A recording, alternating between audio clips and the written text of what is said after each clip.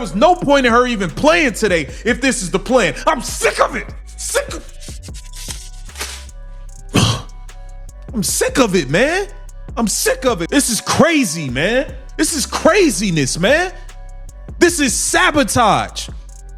You mean to tell me the bright idea, the huge reveal for... The game isn't just played on the court. Sometimes the most brutal losses happen on the bench, in the front office, and in the mind of a coach who seemingly refuses to let her star breathe. Caitlin Clark is learning this lesson the hard way in Indiana. She is facing a high-stakes career crisis that has nothing to do with her shooting form or defensive rotations. A 14-point blowout by the LA Sparks was merely the explosion, the surface-level symptom of a deep-seated rot that is threatening to sabotage one of the WNBA's most electrifying talents before she can even get started. This isn't just a bad game. It is an exposé of an organization operating in reverse. The Fever's plan for Caitlin Clark is baffling, reckless, and frankly, it looks like a calculated assassination of a generational talent's value. To watch Caitlin Clark, the greatest scorer in college basketball history, be reduced to a cardio enthusiast pedaling a stationary bike for 15-minute stretches is a sight that defies all basketball logic. She is a rhythm player, a maestro who conducts the game's tempo through her own relentless movement and feel. Yet, in a display of sheer incompetence, the Indiana Fever coaching staff, under the watchful eye of head coach Stephanie White, deployed Caitlin Clark in 2-minute spurts. She would enter the game, barely touch the ball, and immediately be yanked. This wasn't a minutes restriction meant to preserve her long-term health. It was a hatchet job on her effectiveness.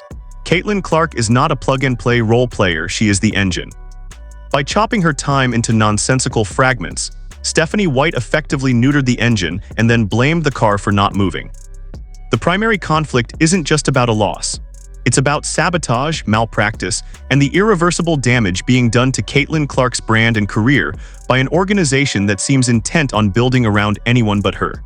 It's never going to happen, man. This organization is malpractice. I'm sick of this shit. I'm over it. Pardon the language. I'm done. I'm done. Screw Stephanie White. Screw the Indiana Fever. Screw Amber Cox. Fuck them all. Fuck them all. I don't care. Pack them up.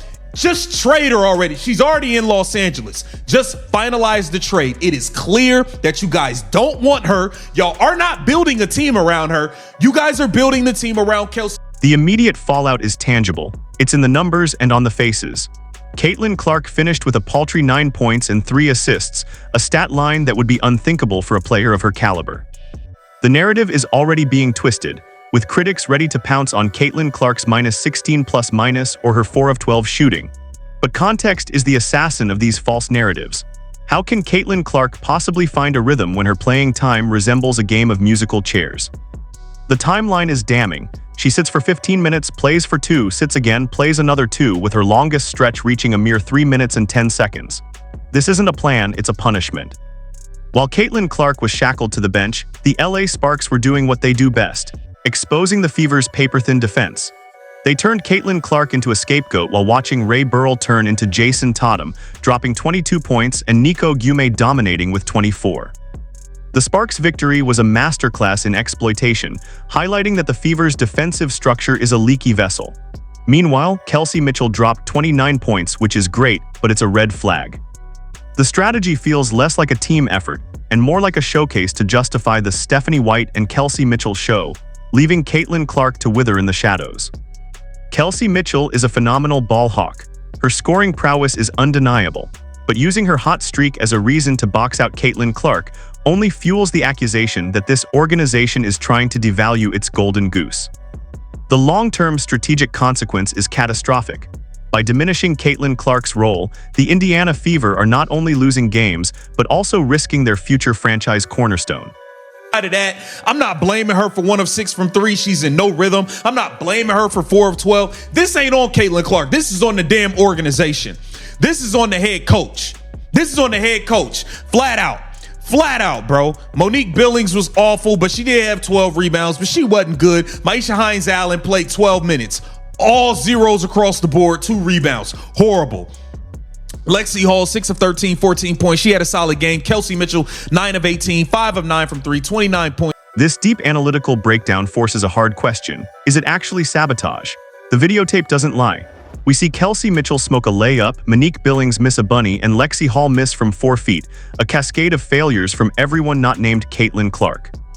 Meanwhile, Caitlin Clark stands on the sideline watching her teammates fail, while the coaching staff presumably blames her for the deficit. This is a tactic used to lower a player's perceived value, making it easier to justify benching her or perhaps trading her. The psychological warfare is immense.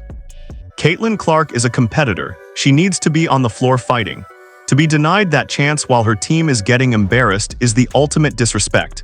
It is an insult that could fracture team chemistry irreparably. They are isolating Caitlin Clark, trying to mold her into something she is not, while the rest of the roster stumbles around her. This is a failure not just of coaching, but of vision. They are treating Caitlin Clark like a liability, when in reality, she is the only asset that gives this franchise a pulse. This coaching staff is a joke. This organization is a joke. Caitlin Clark, your brand, your reputation is being tainted by this organization, and you need to wake the hell up and see what's going on. You need to get the hell away from these people. You need to get away from here. You need to demand a trade. Where the hell is Aaron Kane? Can you do something for a change? Where the hell are you? Get Caitlin Clark out of this sabotaging organization with this bum of a coach. This isn't just a coaching disaster, it's a franchise-altering disaster with massive financial implications. The WNBA is seeing unprecedented growth, driven by the star power of players like Caitlin Clark. But what happens when that star is hidden?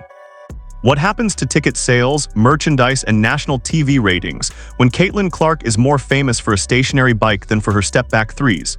The Indiana Fever are taking a cash cow and leading it to the slaughter. The high-stakes climax of this narrative is the future of Caitlin Clark. If the reports of a secret Stephanie White-Kelsey Mitchell thing are true, then the Indiana Fever have already made their choice. They are betting on the old guard over the new paradigm. The consequence is clear. The team is destroyed, the morale is in the gutter, and Caitlin Clark is being wasted. If the Fever are sabotaging Caitlin Clark's stats to lower her leverage or prepare for a trade, they have already lost. The league sees the effort. The players see the dysfunction.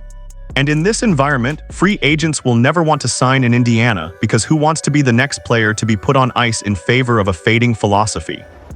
The Fever's front office, with Amber Cox presumably at the helm and a coaching staff led by Stephanie White, are making a crucial blunder. They are treating Caitlin Clark not as a franchise savior, but as a piece of the puzzle that doesn't quite fit. It is a ridiculous, self-defeating policy. The Sparks exposed them because they played as a team with confidence. The Fever play with hesitation, distrust, and a coach who seems intent on playing checkers in a league that has moved to chess. Caitlin Clark is the queen, but if Stephanie White refuses to move her, the game is already lost. The immediate future looks bleak, with Caitlin Clark sitting out the next game. Why? It makes no sense. It is clear the Indiana Fever have lost the plot, and in doing so, they risk losing a player who could have defined their franchise for the next decade.